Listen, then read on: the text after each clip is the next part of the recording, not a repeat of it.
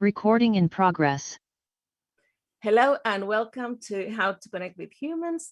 This is episode 9 of series 5. Episode 9. Hello, Wayne. How are you? Hello, how are you? I'm good. Good. It's episode 9 I know. of our first year anniversary of has doing this flown by. series. And we have an absolute miracle. We have some beautiful souls here as our guests.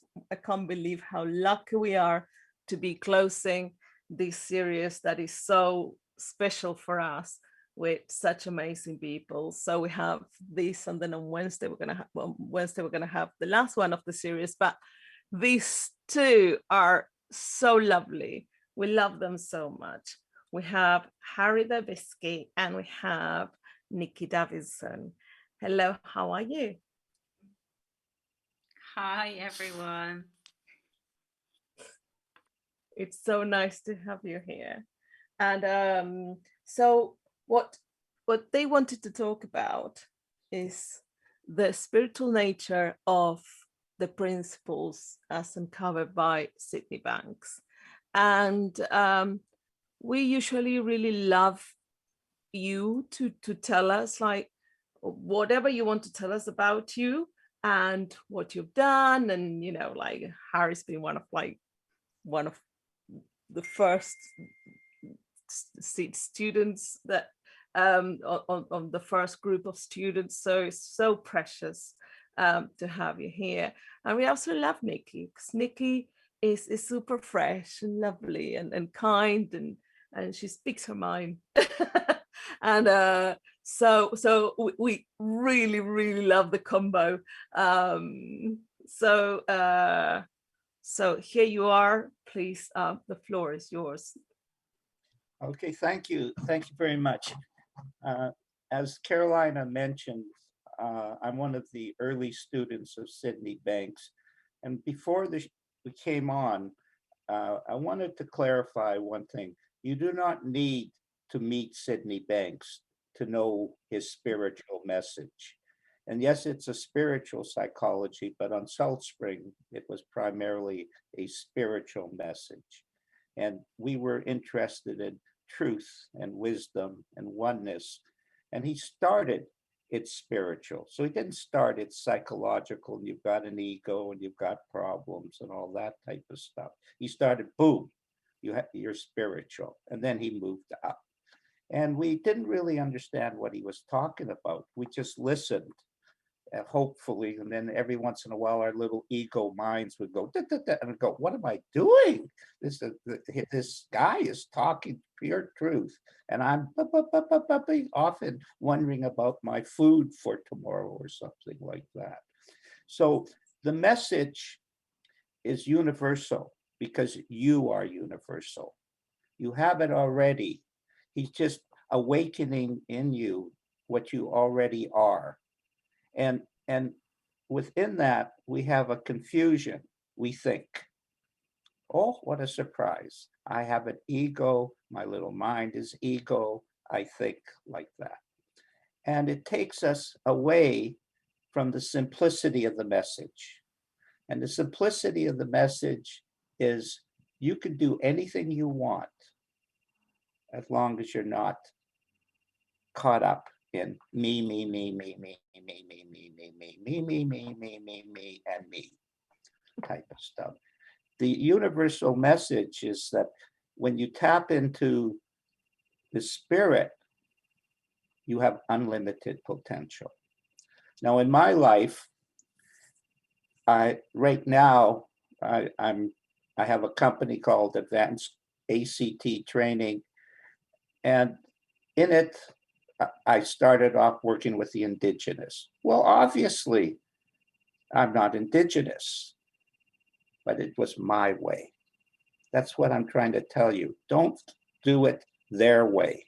Do it your way. And so I worked with the indigenous, and I actually became known as sort of like a medicine man or a man of the spirit within that, in that reality. And then but nobody in Three Principles wanted to talk about that. So then at 69, I had a breakthrough, and all of a sudden addiction came into my world. And I went in and worked in addiction, which I have been very successful at. But I've never been addicted, and I've never taken a psychology course. So obviously, I'm preemptively qualified for that. And then I did different webinars in Denmark, in South America. Again, I'm not from those countries, but I did that. And now I'm working with Omar Ben Mosa from Morocco. We're doing Tawhid, spiritual unity of the three principles, introducing it into the Muslim community. Obviously, he's 26-year-old Muslim, I'm a 74-year-old, almost 75-year-old Jew. Perfect combination to share. You could see the harmony that those two cultures have in the world, type of thing, and so on. But again, it all works because the principles are applicable to all the stuff. And then all of a sudden, I have clients. Theoretically, I'm an addiction specialist. They're not, but I'm just teaching the spiritual nature of the principles. That's all. I'm not really caught up in titles and stuff like that. So people start coming to me, and then a new group emerged, which is the one we want to talk about here today, called Mental Health Transformations. And within that group, we have 6 people.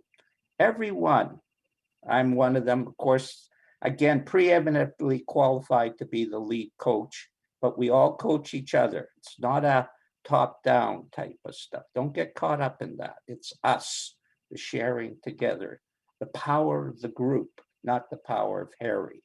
Because as you know, you could probably figure out already, Harry doesn't know too much, but when he taps into the spirit, yeah, that sounds pretty good.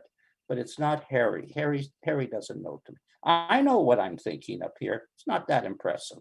Don't take my word for it, type of stuff. And so this group, again, mental health. Well, I've never been diagnosed with a mental health dysfunctionality.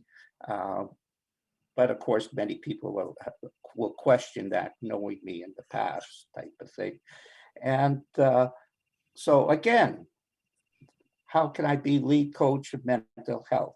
But as the people, and what are the prerequisites? It's a closed group. It's not like this. It's a closed group. You have to be invited to come into the group. And you have to have had a serious mental health, blah, blah, blah. And you have to have a spiritual inclination. So I'm not coming at it from, I want to fix a problem or a psychological that, oh, by the way, it's spiritual type of stuff. The people have to soar. And I can tell that. I'm good at that type of stuff. And then I had a vision as the group. We have 6 in the group. That I had a vision. Nobody will listen to Harry Derbitsky in 3P or non-3P.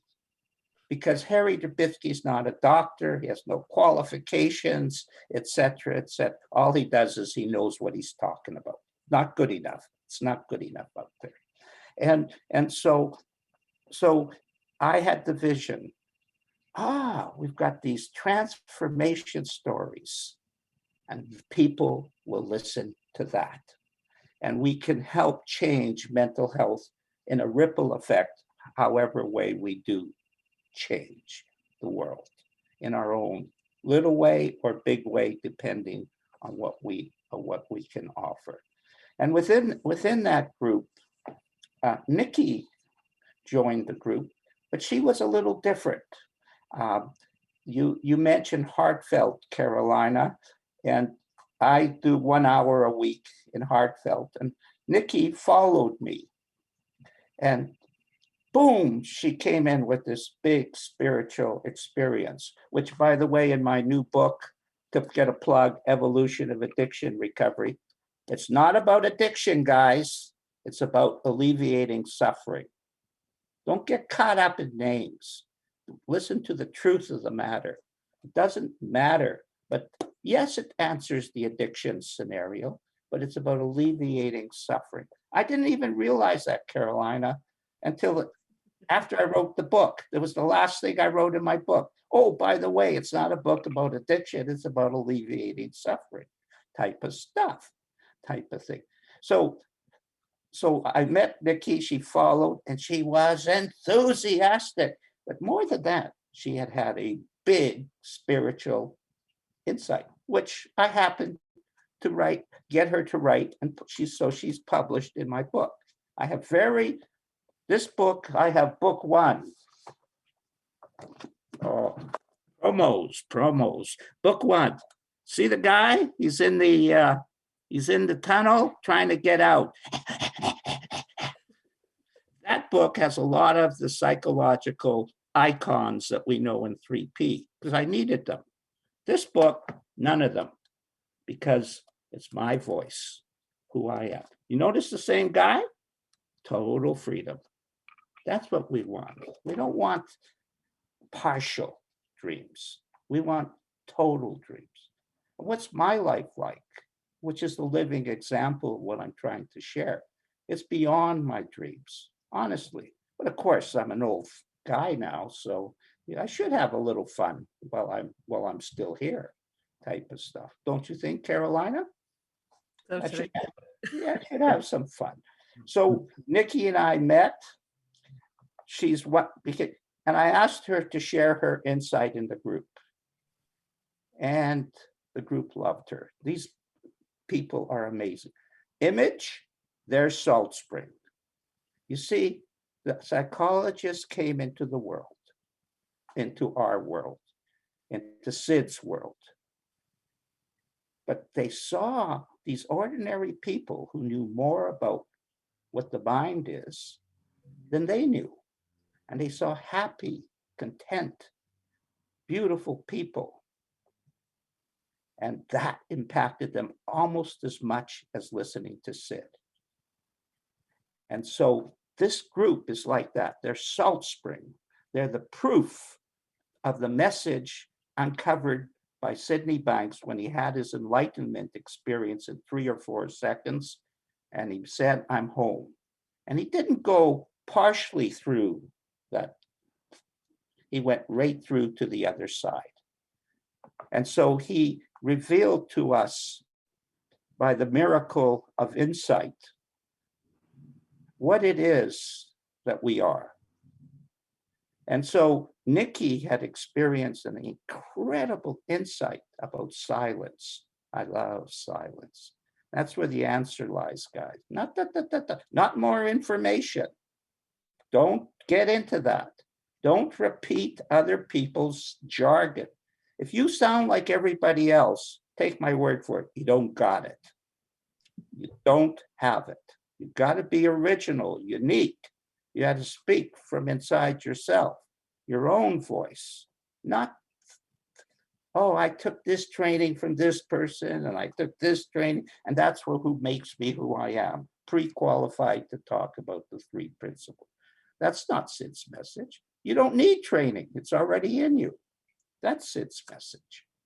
So I heard Nikki and I just was turned on. Oh, she came in soaring like an eagle. Oh, beautiful. And I thought, well, the guys should hear. And, you know, they're all guys. So Nikki comes in. But she proved, even though a woman, she was easily equal to the guys type of stuff. You know, she could give them a little 10-4, without any reservations and stuff. And she came in and she knocked their socks off, because the insight, it's not Nikki, but it is Nikki. It's the power of this incredible insight that she had. So she shared with the group and she fell in love with the group. And then it turned out she also had a sort of a scenario in her background that was, we could call mental health, something with depression. She seems to have about 16 depression, none of which, by the way, we ever talk about. In fact, I had to get the guys and the gal, Nikki, to write down what their symptoms were, because I never knew anything. Here's a tip, guys. If you're sharing with your friends or you're sharing with clients, I had a client who came into me for anxiety, 10 sessions, 10, never once talked about anxiety, not one, but this anxiety was gone. That's, get the essence of Sid's message, the feeling inside. You're already there. And Nikki personified that. And so she came and brought the level of the group up. And now we're doing, I think in this next month, there's about 20 talks all around them. Unbelievable talks. And we got the group to talk, the Suffix user group, one in Leeds we talked about, one in Phoenix group, and all over the world we're talking. And the idea is, if you want to grow, you share. Now, I went to the school this weekend. I'm going to let you talk in a second, Nikki. I'm just about winding down here. You know, of course, you know me. I'm not really winding down, but anyway. And in the school, I heard something different than I had understood before. First step, you get it for yourself. The second step, so it's about me. You're selfish. I gotta get it for me. That's the way it works. Once you get it for yourself, then it's not about you, it's about them. And sharing that, what's on their mind, how can we communicate? And I didn't understand that, because sometimes when I meet somebody, I don't realize what stage they're at. Are they in the, I gotta get it inside? Or are they at the stage, if I talk to them about sharing, but before they have it inside, I'm missing the boat type of thing. And so that was clarified something of sometimes why, even though I sound so pretty, I'm not connecting. Because of course, if I'm not connecting, and what am I? I'm a 3P educator. I'm not a practitioner. I'm not a therapist. I'm an educator. And if I'm not communicating, I'm not educating. And that sort of helped me. Now, within that context, I'm going to pass it over to the star of the show, the Miss Wonderful Nikki Davison from this little small country in the world. You know that which country is that again, Nikki? That'll be England, Harry. Oh, okay. Yeah. I've heard of it. Oh, how do I start after that? So I guess for those of you that don't know me, I'll just give you a little bit of a background. I reflect on this a hell of a lot, and it seems like,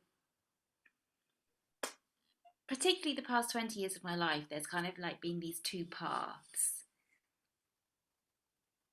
and it seems like my human self and my true self, my spiritual self, were kind of almost on like separate paths. So the intellect was learning about psychology and training to be a psychotherapist, and then training in a whole bunch of different modalities. My human self was experiencing clinical depression, social anxiety, OCD, emetophobia,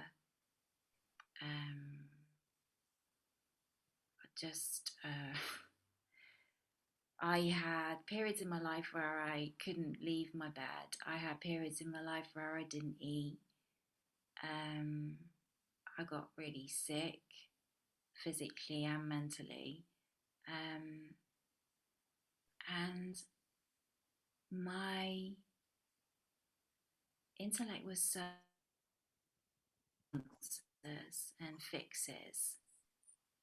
And so I read more books and I learned more techniques and I went on more courses and nothing at all ever made any difference. Sometimes there was like the germaline effect.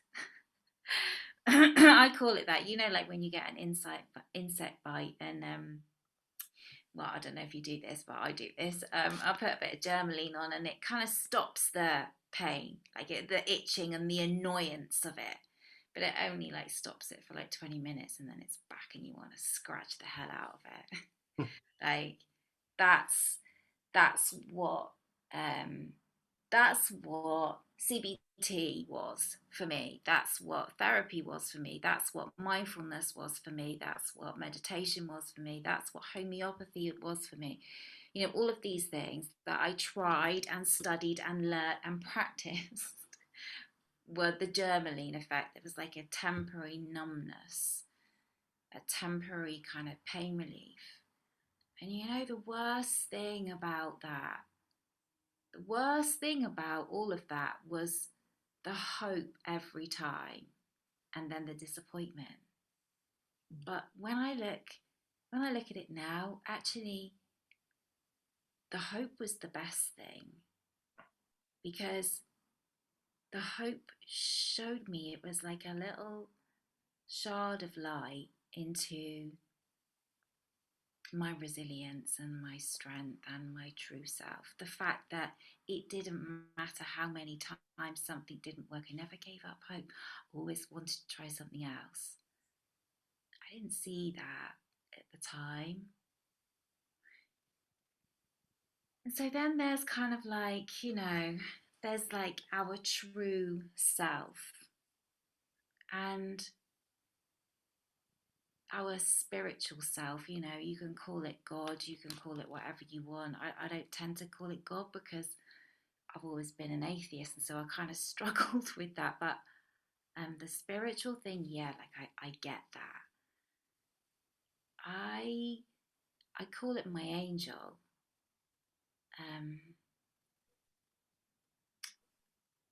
And I just lost eyes for my angel for a really long time in my life. Like, she was still there, but I lost eyes for her. And I know that she's always been there, because when things were really bad as a kid, I went through some really difficult emotional and physical abuse as a child. Actually, I know she was there because, yeah, I suffered in the moment and maybe the next moment. But the next day I got up, I got dressed, I went to school, I did my work, I talked to my friends, I functioned, I was fine. I was fine. I know she was there, she's always been there. I just, in those kind of like the lost years, lost sight of her. And so then about 4 years ago, I just kind of stumbled across a video on YouTube, and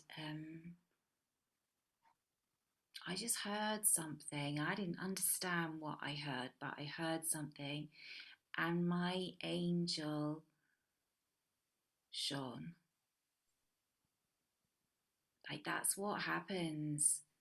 Like, I actually get goosebumps. That's what happens when we hear truth, when we're being guided back to where we always were anyway. And I remember crying. I don't know why. If anyone had said, you know, Nikki, what's wrong? I don't think I don't think I had words to explain why I was crying. And the tears weren't sadness or disappointment. The tears were just pure joy. Because I think I just knew in that moment that everything was going to be okay, and actually everything always had been. And that's what this spiritual understanding reminds us. It doesn't teach us, because we already know. It just reminds us I think the reason that I was suffering so much is just that my angel was shouting louder and louder. She was sending really, really loud messages to let me know that I'd gone off course, that I'd forgotten something. And like I could look back on all of that with real bitterness and resentment at those years that I lost as a wife, as a daughter, as a parent, where I kind of guess I didn't really function as any of those. But actually, I hand on heart see that as an absolute blessing. I'm so happy that I had all of those experiences, because for me, my path was that I had to have those experiences in order to just find my angel again. And the insight, kind of the insight that Harry was talking about,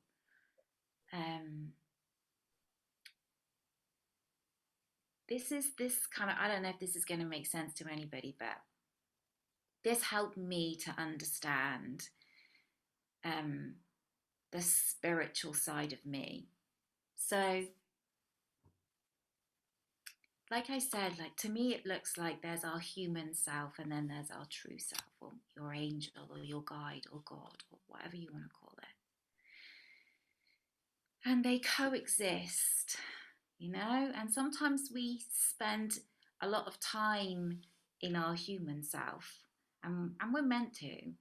We're human, and we're meant to experience sadness and anxiety and depression, and we're also meant to experience joy and laughter and love. And then there's our true self, that is love, wisdom, and understanding at its purest form, and the wisdom of the ages, the intelligence of the universe. And the true self is like the observer to the human self. Okay, so the true self can always see kind of us in our human, in our human bodies, going through life, bumping up against people, bumping up against life situations, life events. And in order for us to return, in order for us to come back in touch with our true self, there needs to be space between. Again, the space between is the quiet. It's the silence. And in that silence, like, the two move further apart. And our human self, it's like it's in the distance, and we're kind of floating like an angel above, and we can just look down and see, and we laugh. Like, I laugh at myself. I still get caught up and I still struggle and suffer, but in the quiet, the space grows, and I look down and I'm kind of like, there I go again, being human. But it's okay because I'm up here. And when I'm up here, I can soar. So, I don't know, that just really helped me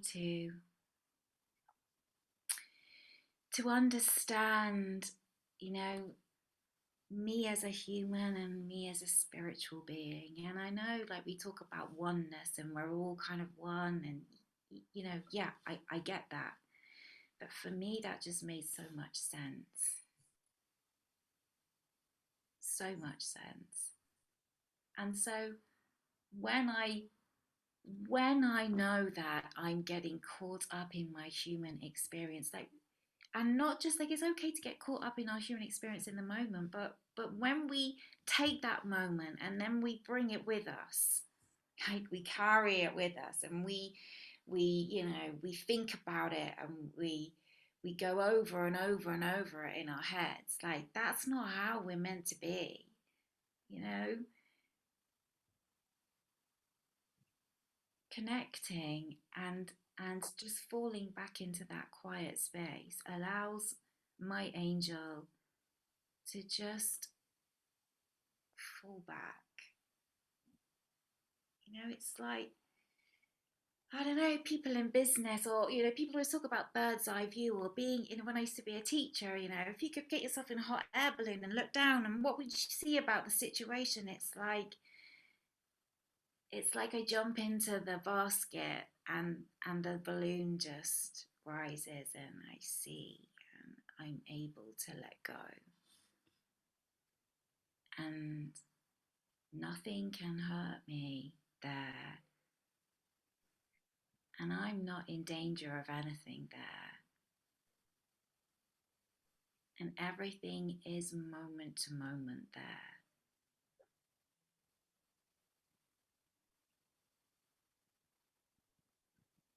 Like, when I talk to people now about this understanding, I don't really, you know, we were talking about it before, I don't really talk about mind, thought, and consciousness. And because, I don't know, it just doesn't seem like the thing to speak about. Like, I want to have a conversation with you about who you really are. Did you know, like, who are you before thought? I don't think I'd ever really thought about that. So before the failure, before the person that has no confidence, before the person with no self-esteem, that's unsuccessful, that, you know, can't leave a house, that before all of that, who are you, Nikki? Oh my God, no, like, who am I before all of that? Oh, like, I wanna stay with her. I really like her.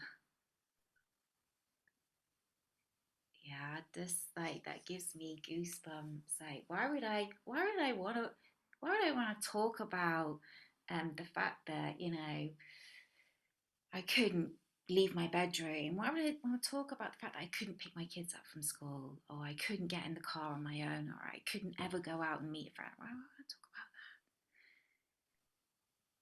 I don't want to talk about that. I want to talk about my angel.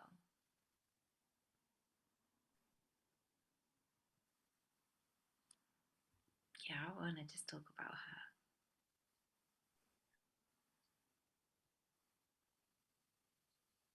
See how simple it is?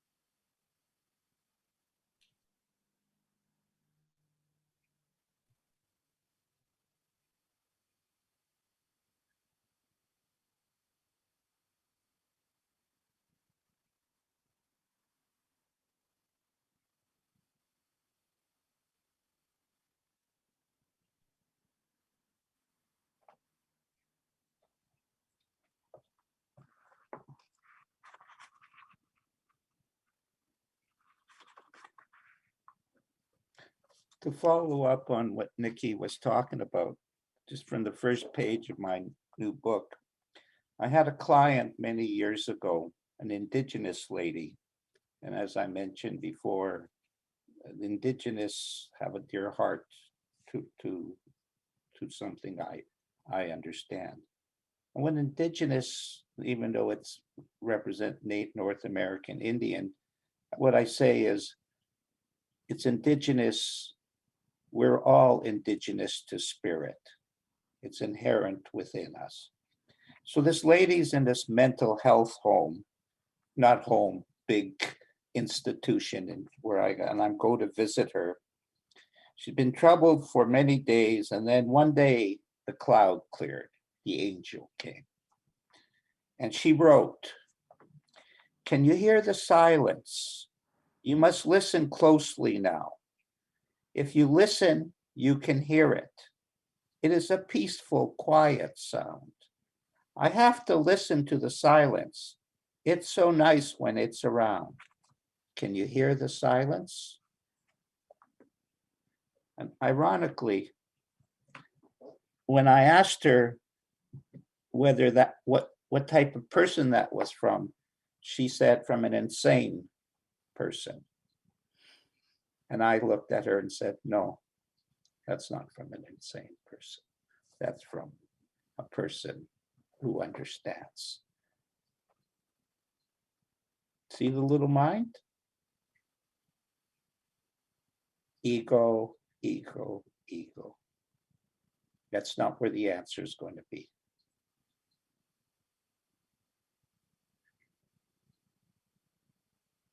Are angels real?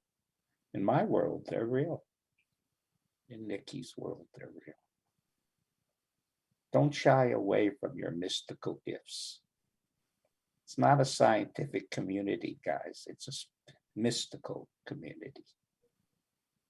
How could Carolina and Wayne share with Harry from Canada and Nikki from this little country that nobody knows about? You know, how could that happen? And Martine from my country, but right across 3,000 miles away type of thing, you know, a totally different country, really, with French being the predominant language, where, you know, rest of Canada looks their nose down at them, you know, except when they go visit them, they say, what a rich culture this is, how beautiful it is, and so on. It's mystical. We're brought together here mystically. I never met Thomas Leary or whatever it is, you know, yeah, you know, but it's mystical, Thomas. You're here mystically. All of us are here to share what Nikki was talking about. And wasn't that beautiful?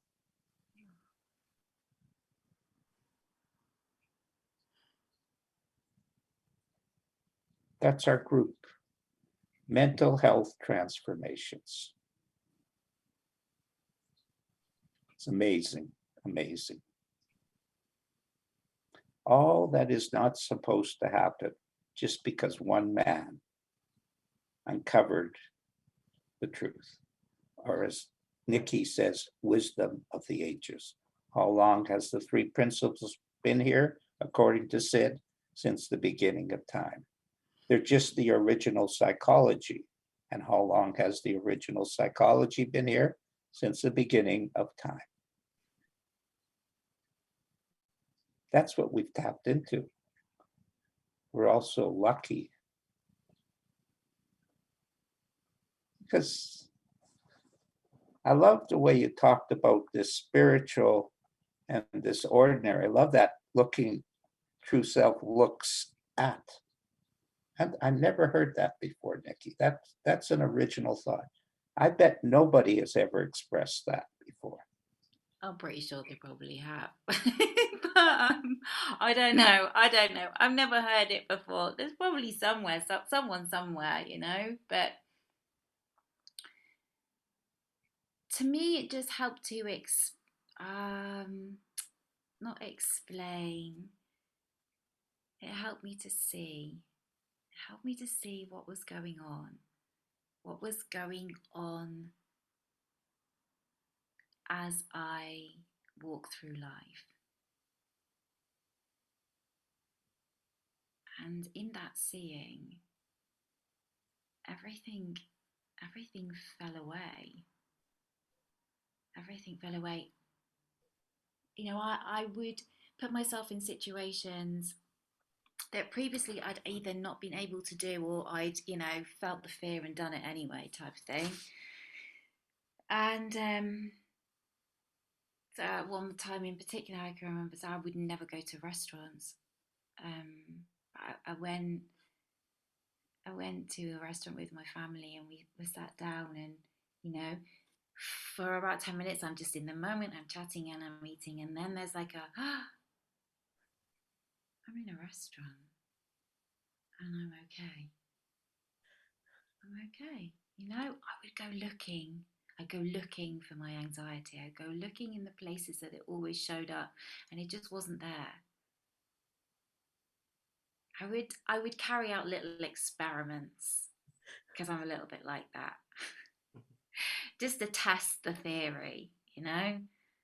Okay, so, you know, I used to have panic attacks. I would even put myself into situations that would normally bring on a panic attack, just to see, and they just weren't there. And I just didn't feel sad anymore.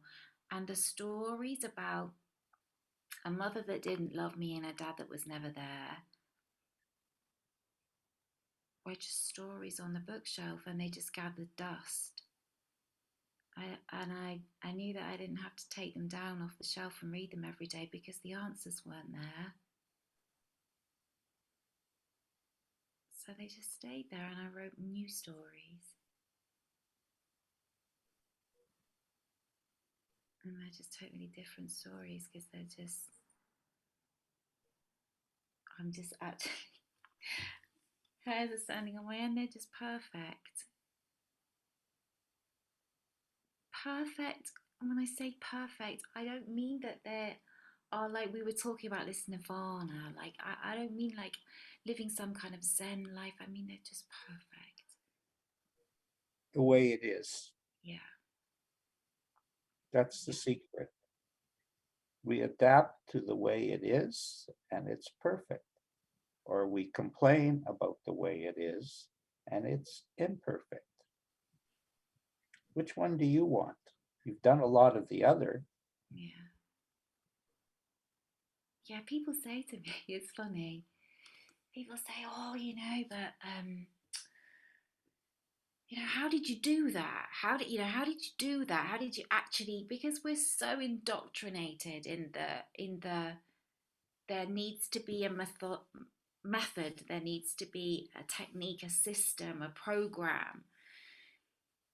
And I just say, well, I didn't actually do anything. It's just like it looked to me like I had two choices. Like, I could either really get caught up in my human experience and drag it around in life with me forever and ever and ever, and relive it and repeat it.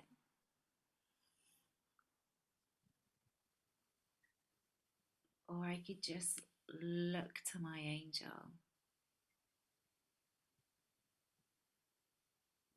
and get quiet and get acceptance. It's just like a no-brainer.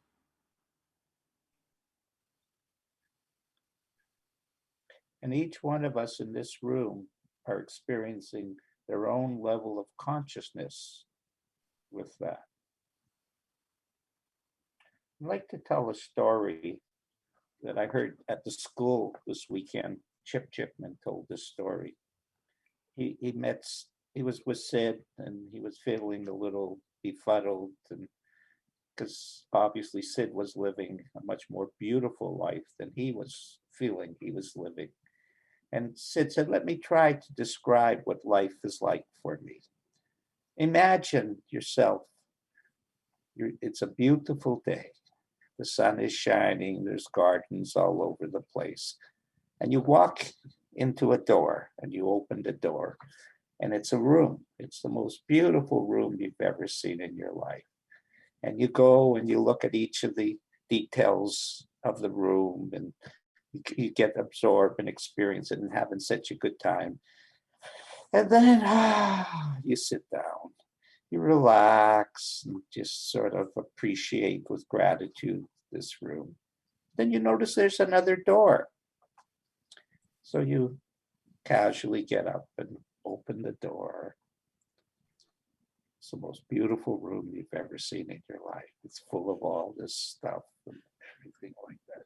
You go around and you examine the room and you get to experience it, or as Robert Heinlein says, grok it. You grok the experience. And it's just fantastic. And so you, after a while, you just, okay, and you sit down on the most comfortable chair in the world.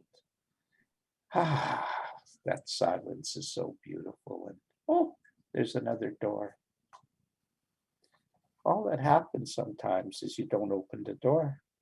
You just stay in the same room. You get stuck in time. Like me. Like me. That's my story, stuck in time. And then until I said, well, this is a great room, but I've seen it. I go, I open the door, and it was just waiting for me. See, the angel was just waiting. There was no lost time, because there is no time. All there is now. And I walk in the door. Who was the most surprised? I was. Oh, I can go into another room. And this room, I don't know what it's like. It's unknown. Oh, that's something Harry Derbitsky really understands well. He likes the unknown.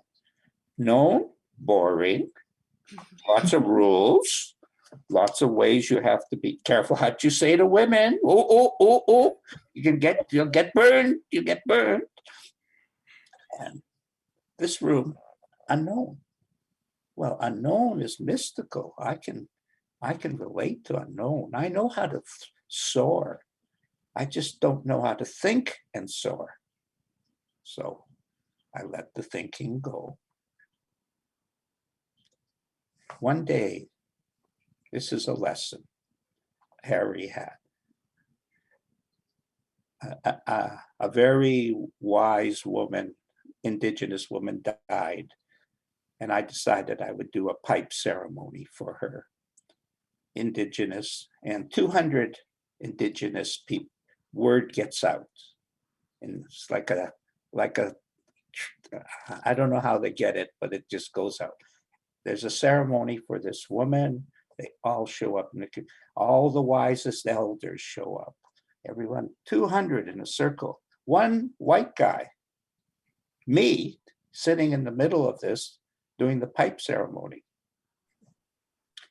And the first thought is, ah!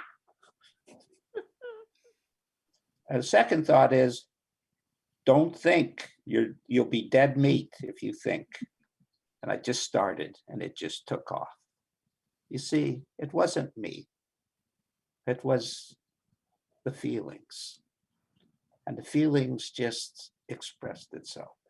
And as long as I just went with the feelings, it was magical, original. And at the end of it, after an hour and a half of ceremony with people, the wisest elder gets up and says, Harry's teaching us to pray. Of course, I didn't know I was teaching them to pray, but that was how he saw it.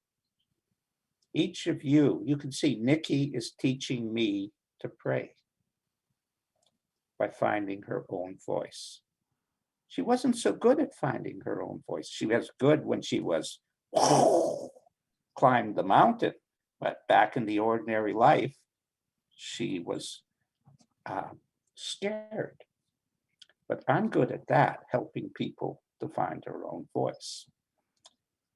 Where did I learn it from? I learned it from my mother. She could phone up the President of the United States and tell him that this machine doesn't work and she'd like him to fix it. That's the type of person she is.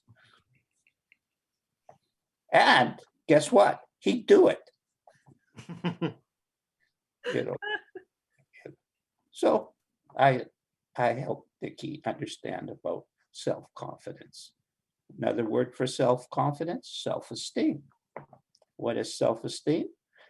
When the spirit expresses itself positively, they call it high self-esteem. When its spirit expresses itself blocked, low self-esteem. Simple. We're just sharing the moment, feelings together. And what do we call it? Oh, we give lots of words to it. But it's just love, guys. You're all lovers. I have a saying that I love.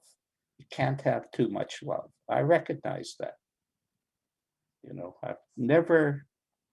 my heart has never had too much love. I don't think any of us have had too much love yet. Haven't met one yet. We're all babies. Sydney Banks was a baby, but he could tap into an enlightened perspective on life called, at first, truth, wisdom, and later, 3 principles.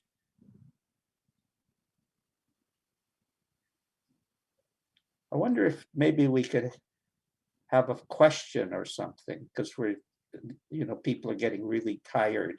You notice you can only take so much of this. Yeah, we're going to open it up. So you can raise your hand or unmute yourselves. Yep. And in the meantime, so that was so beautiful. Like both of you. We love you so much. And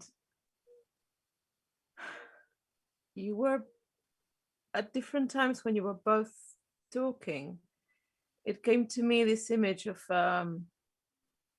when you go to a concert or you're going to listen to an orchestra and they're tuning their instruments and they're warming them up, and that sound is so combobulated, it's all sort of like, it's a bit of a mess, like nobody goes to actually listen to that, but the instruments are capable of doing that, and the musicians are capable of not being scared of that sound, of that situation. Nobody chucks their instrument away and runs, or the audience don't leave thinking, oh my gosh, I didn't pay for this, right? So, and then suddenly the conductor goes tuk tuk tuk and counts, and everything goes into harmony. They all come together. And as you were talking, I was thinking, oh wow, those many times where I have all those sounds that, I can produce any sounds that I want. That's what my instrument is designed for. I can have a nightmare. I can have great moments sitting in the chair. I can open any door, the one that goes to a beautiful feeling and the one that goes, I can create anything. That instrument is so great that can produce any sound. But as you were both talking, I just thought, oh, how wonderful is that when we understand what's going on, nobody finds that a terrible situation.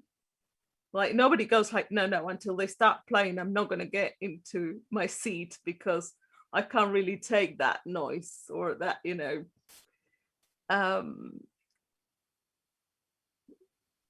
So, oh gosh, there's always more love that can come into my heart. And what did you hear? For me, I just heard the simplicity of both what you said. It was just incredible. Especially with you, Nikki, there was just so many times that, I was like, I've been there. Yeah, I've been there. I've felt that. I've seen that. And, as you were saying, you don't need to keep talking about this and talking about that. And I've said to Carolina many times that with my disability, I've got cerebral palsy. And on many talks, I've talked about my disability.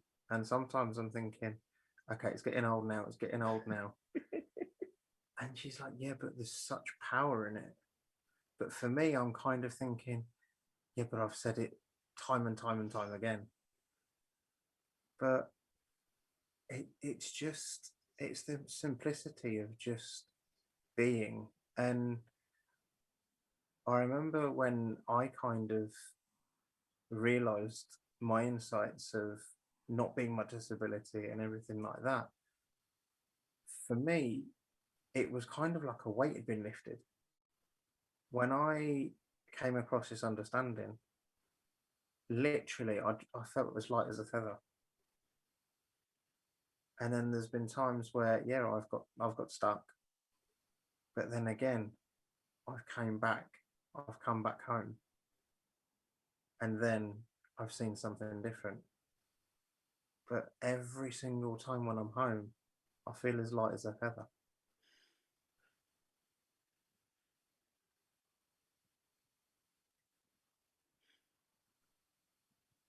Ah. So does anybody have a question or wants to share something? Let's see.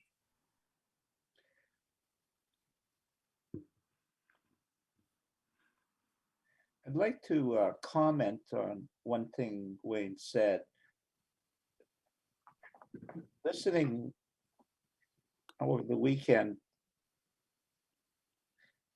I heard Elsie talk, and to be honest, I'm a little tired of the same old story that she has. But she talked again, she likes to talk about what she knows. Absolutely. And she talked about this story, but each time she's experiencing it from a clearer and clearer understanding. Very similar to when you were talking about your cerebral palsy. I might not pronounce it right, but you know what I mean. Yeah. The experience of it is each time is a new feeling, a deeper feeling. So it's brand new. It's never, that's what happens when people get stuck on a level.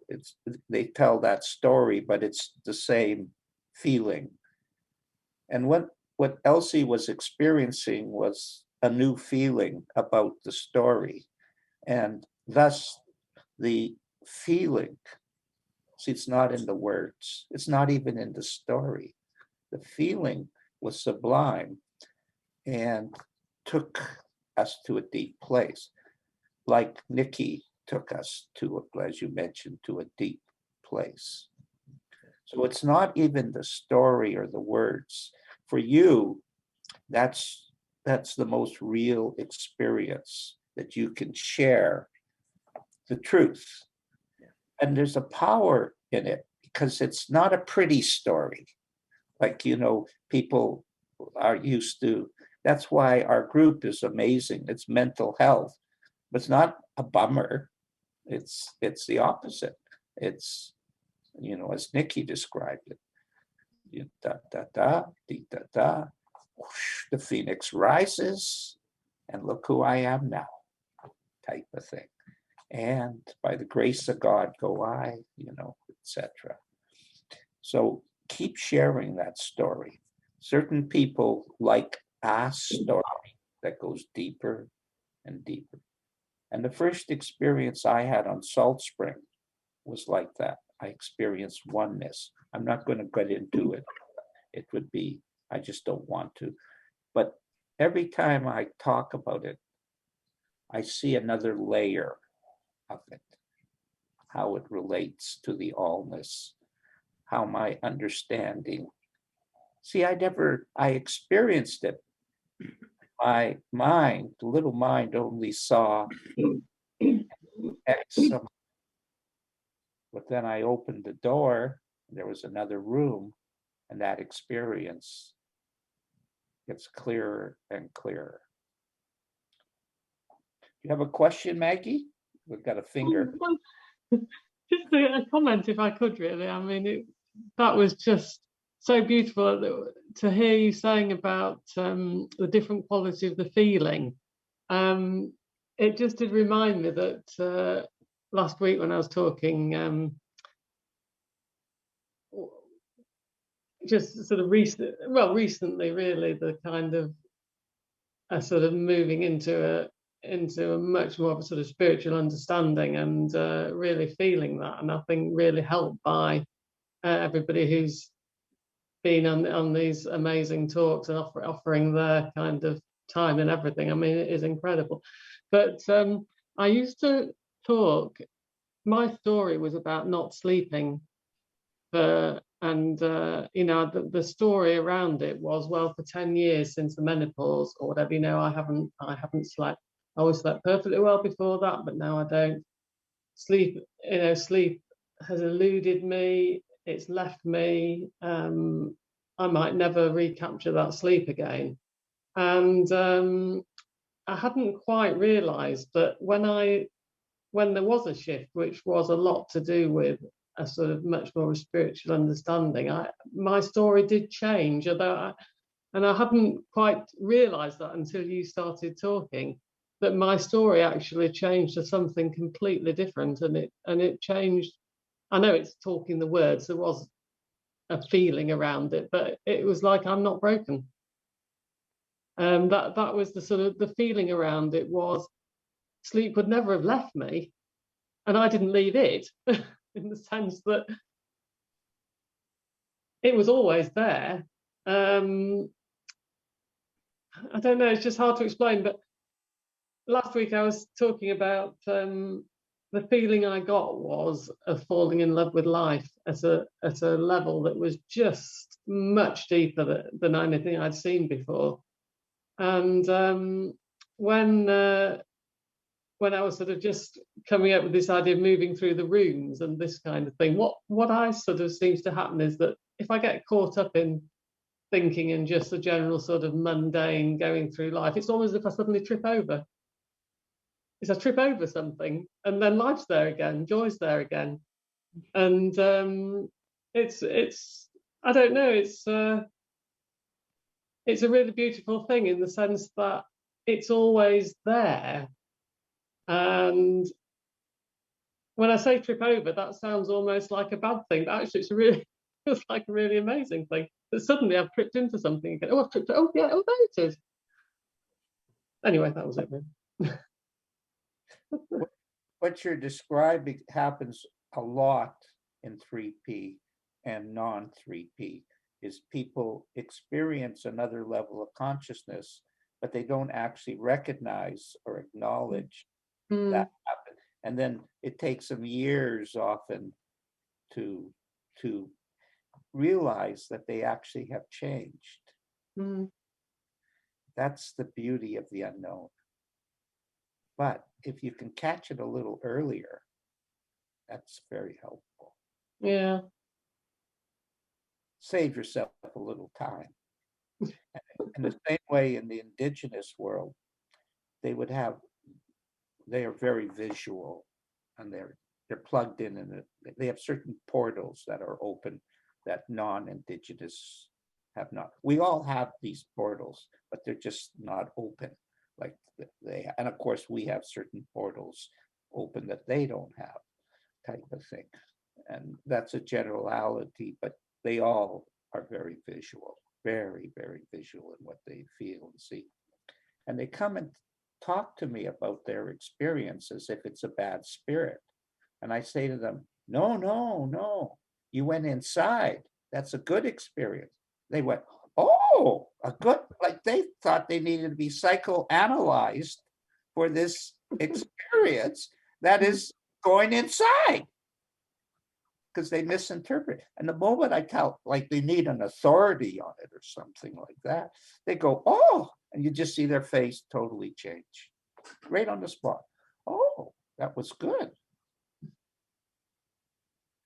Nice to see you, Lynn. Thanks for coming. Thanks, Lynn. Nice to For see you. coming, Lynn. Lynn has to go, so we're saying goodbye. And Maggie, you know how moved we are with what you shared last week and now again, and like you are the perfect example of what like Harry was saying, that nobody needs to go and do 62 courses on the principles because you have it. So Maggie just here a little bit here and there, and I don't know if it was more here or there, but and then she had what she needed to hear. We could have said bloody bloody blah, and something she heard, and when she was describing about falling in love with life, oh my God. Now, the interesting thing is that since the first day Maggie came to the first, I don't know, episode we saw her in, for us, she was always in love with life. I have not been able to tell, because especially like Maggie swims in open waters, okay? Swimming in open waters in the UK is not that easy. It's cold. It's like you get entangled. It's not, and so for what Nikki was saying, like for Nikki to go to a restaurant was like, oh, it's like for so many of us to go into open waters to swim, it's like, but that is that you have that that will. That is probably what Harry describes when he asks people if they're spiritual to go and jump into the waters, into the next room, into and I said this last time, like you are my teacher, like I'm learning from you, from your experience. It's so beautiful. We're all teachers to each other, honest. I can't begin to. The old Harry would have taken that as a personal compliment. The old Harry is not around. He's more interested. Your wisdom teaches me, lifts me. Your spirit lifts me. Maggie, what she shared, lifts, teaches, because we're listening, theoretically anyway, or hearing and hearing, type of stuff, type of thing. But we're learning from each other, and that's what our group is. Nikki, could you talk a little bit about the group, what you've seen with the people, because there's 6 of us all together, and maybe it might be a little bit of a nice, gentle, soft level now. Yeah, sure. It's funny. I was messaging someone in the group today about something else, and then I just found myself typing the words. I mean, I don't know how long I've known these people, but I typed the words. I really feel like you're the family that I never had. And what I mean by that is there is so much love in that group,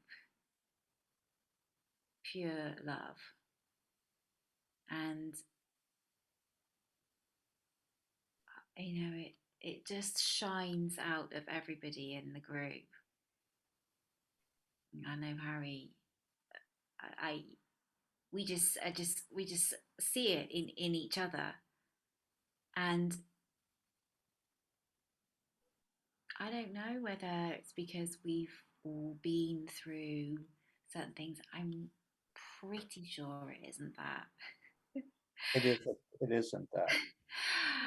I think it's just that I think each and every one of us knows who we really are.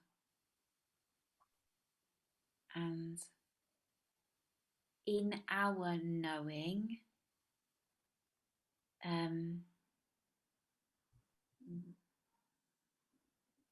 so like what I noticed in my life is that if the second I woke up to my true self and who I really was, and that kind of okayness that Maggie talked about, I didn't have to say anything to my daughter who was struggling with a variety of different things for her to know that she was okay too.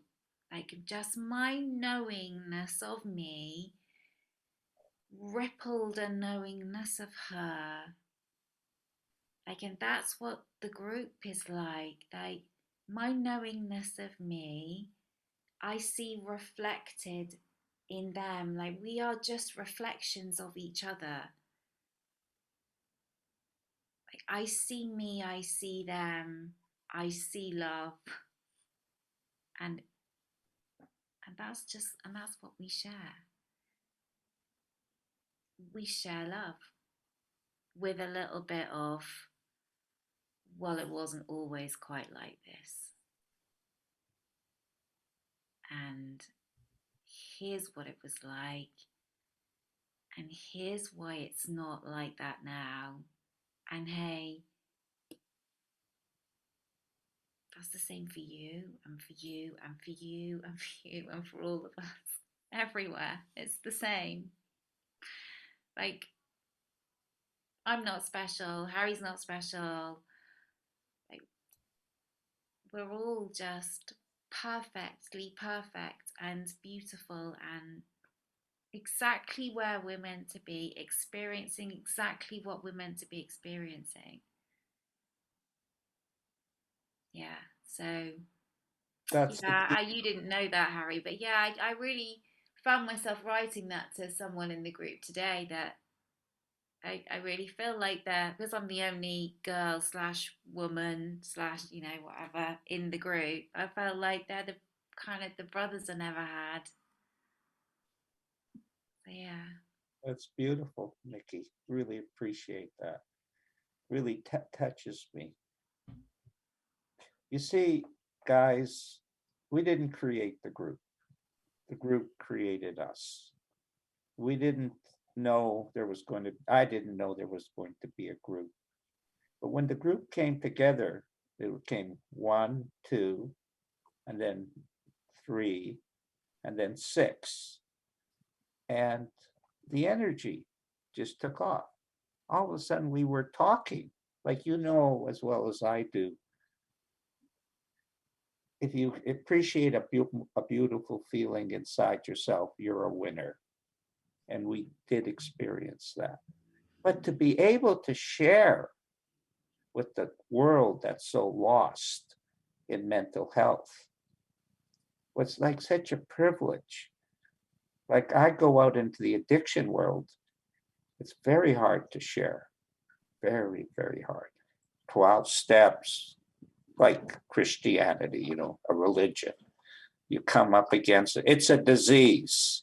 Well, I'm not teaching that. Oh, revolutionary. It's not in the 12 steps.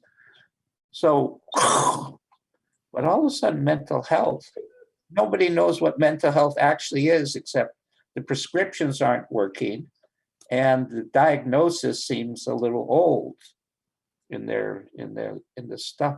And there's a fresh, open mind to it out there. And we have a fresh, open message. And it's needed out there. And its time has come. So the Spirit is allowing.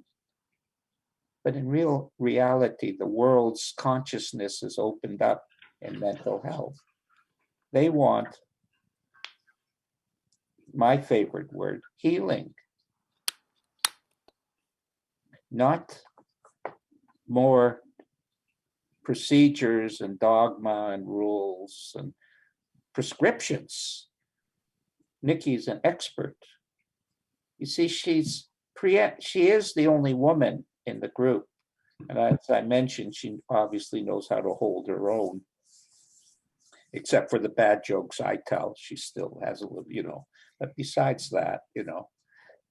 But she's also a psychotherapist, and she talks about that world like I can't, because I've never been that, never studied it.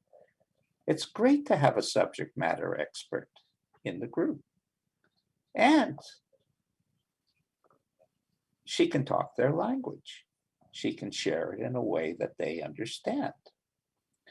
And I can do that too, up to a limit. But each member of the group, this is really important to understand, guys, and Nikki will agree with this, is a unique voice in what they present. Not one of us sounds like the other. And not one of them worship me, because I won't let that happen. Because the greatest problem I had in my evolution was worshiping Sydney Banks as an idol. Held me back for 45 years. That one thought, 45 years, wasted. I cannot allow anybody to follow me. Besides, as Nikki says, my only strength is my bad jokes.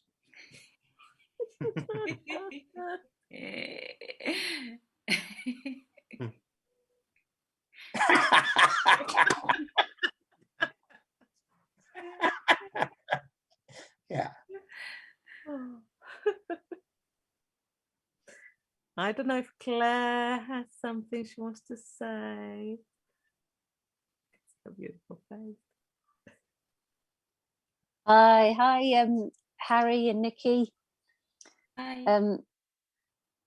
Harry, I loved hearing about your time with Sid and sort of being reminded of the simplicity of it and the spiritual side. I think, you know, I certainly can get a little bit hung up with, you know, the 3 principles and all this sort of thing, and how do I share it? And, you know, as Carolina and Wayne know. So that was really nice to hear. Thank you. And Nikki, what you shared was so powerful.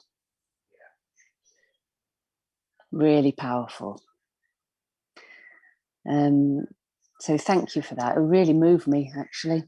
Really moving. And I don't know if you remember, but I first came across you when you were doing some training with Nicola Bird. So last year. So I've only really been in the principles for about a year, or heard about the principles about a year ago. But yeah, I mean, I love how you're sharing now. I think it's fantastic. See the growth, can't you? Yeah. Definitely. Yeah. That's why the group is powerful. The growth is amazing. Each individual, including me, you know, enriched by our sharing.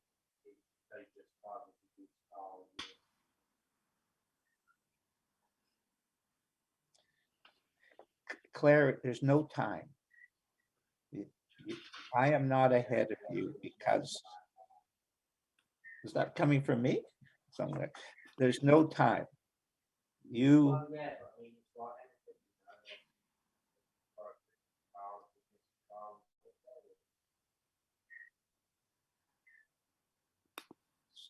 so you don't need time. No advantage in any way about circumstances or anything or length. It's the depth of what you hear. That's what I heard, that note from Nikki. Oh.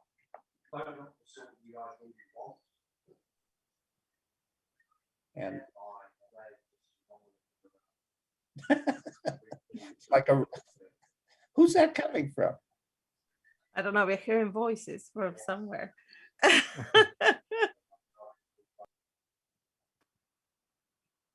Is that from Claire's?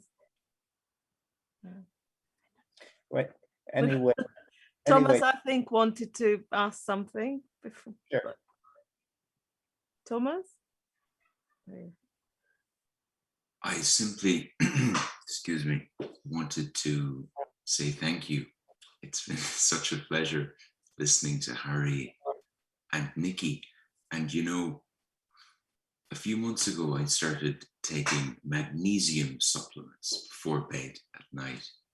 And the first time I took them, I didn't read the label, so I took too many.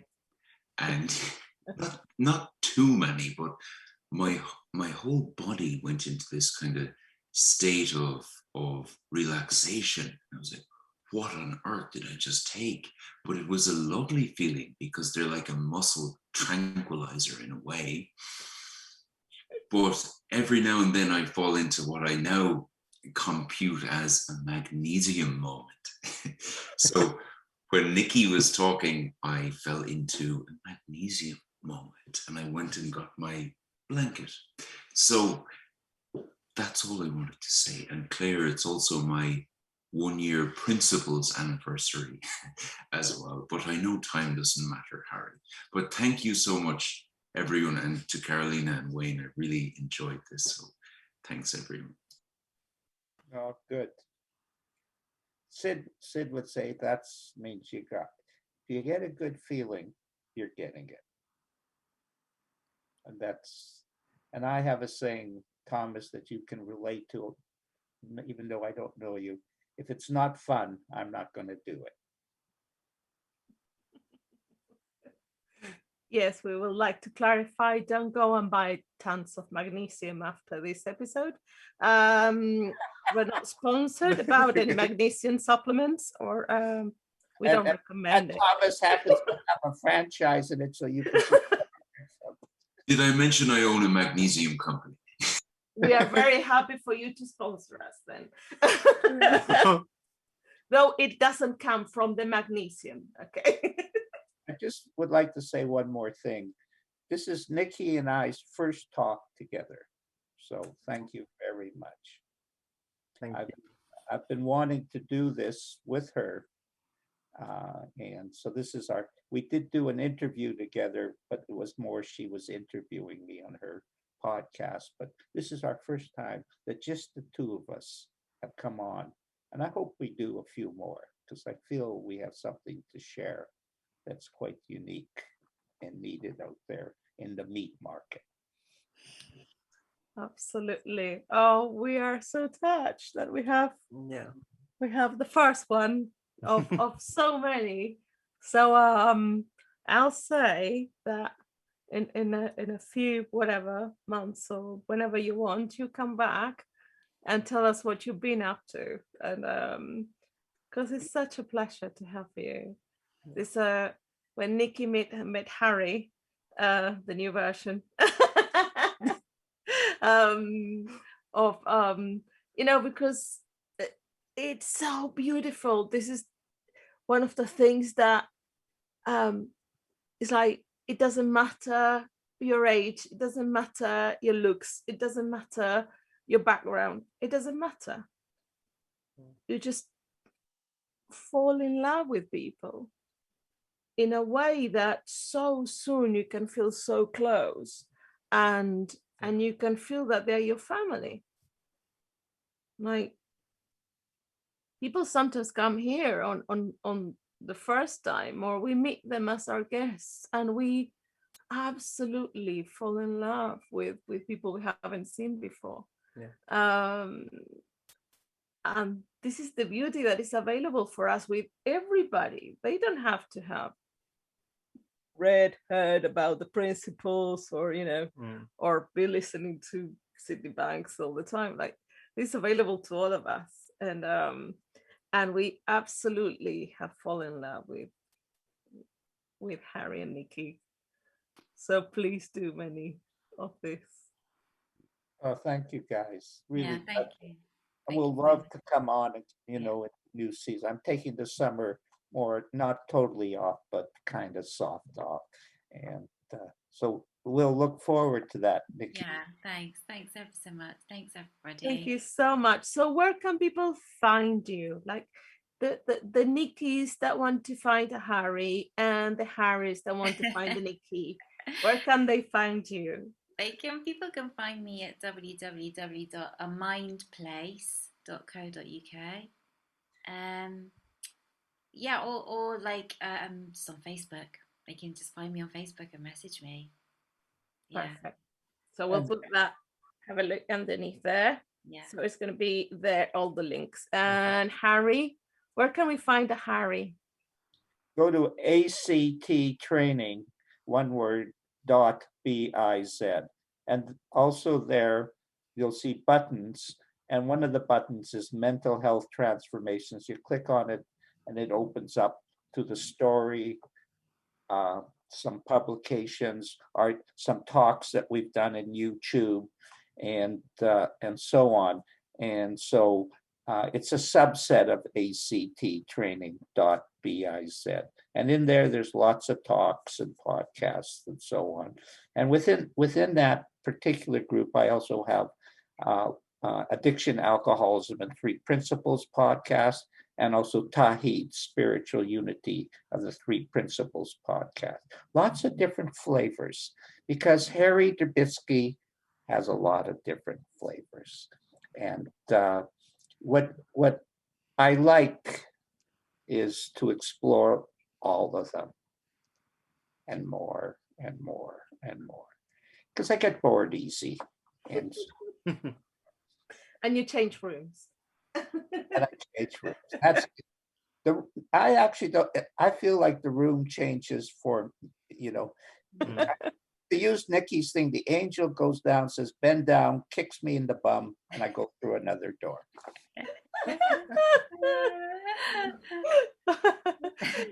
So and I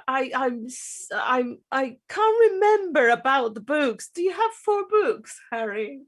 Yeah, I do, but my latest book is my best book. Even though I have book 1, book 2 is much, much deeper, much more mystical, just get book 2, and just out for about a month. But what I've noticed, 2 things: a lot of people are reading it from cover to cover, which is to me a great accomplishment. And I'm seeing changes in my clients. When they read the book, you can see it in their face. And I'm going, well, there must have something there then that's helpful. And when I wrote it, I'll tell a final story. So the Spirit says to me, I just wrote the first one published 2 years ago. And it said to me, you have to write another book. I go, oh, come on. That's a lot of work and all this stuff.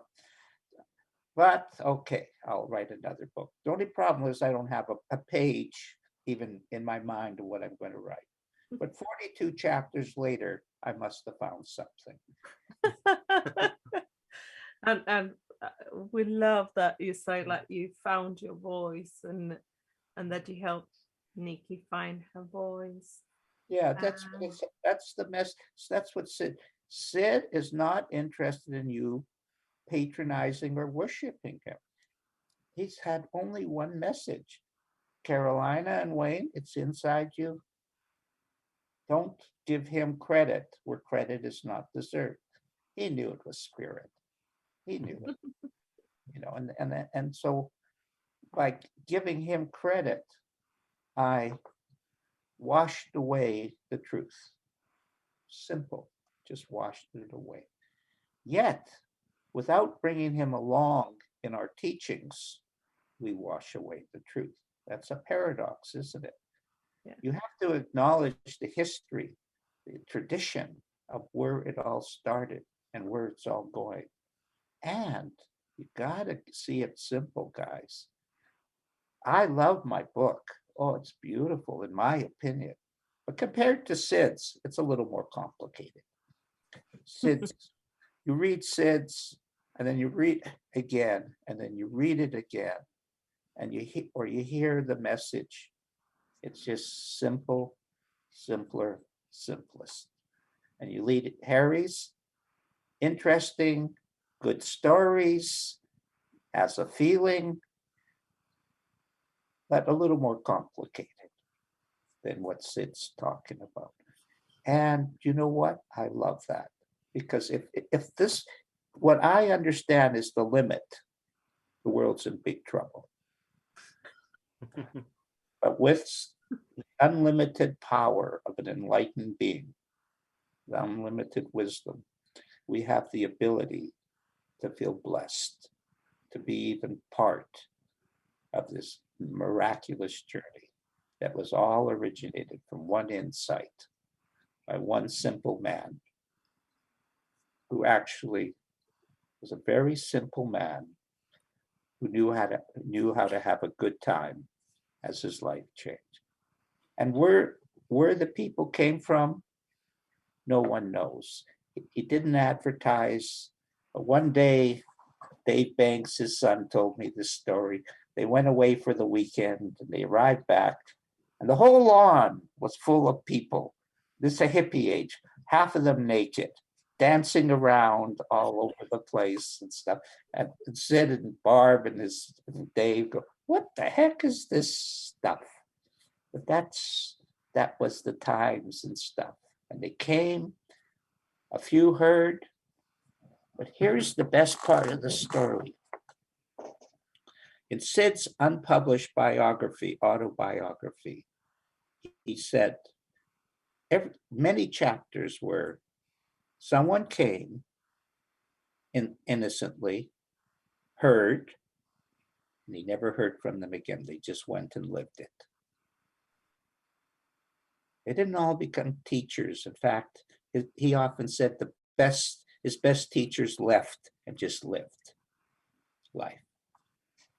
Sid wanted you to live with the love that Carolina and Wayne share with each other. That's the secret. Might as well have a good time while you're together. Thank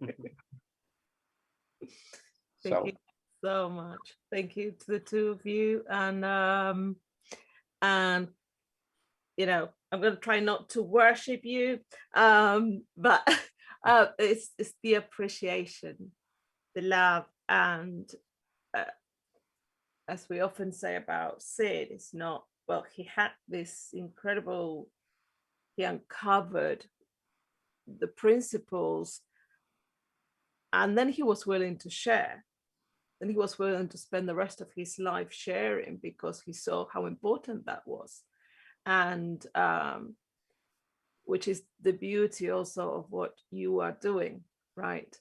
Like what Harry says, well, it's not about me, and you know, it's I'm so limited. Yeah, but Harry, you have dedicated your time, your life, you're doing so many things for free for people. So people that are hearing, there are podcasts and there are Zoom calls, and you know, Harry's going to take a little bit of time off for the summer, but then there's so much he's doing and that Nikki is doing, and this is all out of love and taking the time and you know, and putting the effort to do it. So thank you ever so much for everything you do, and we love this duo. I think it's phenomenal. Me too. I think you're gonna fly very high. Thank you both for having us. It's been an absolute it's just been a joy. Thank you. What you do is amazing. So yeah, thank you for allowing us to be a teeny little part of that today. Thank you. Thank you.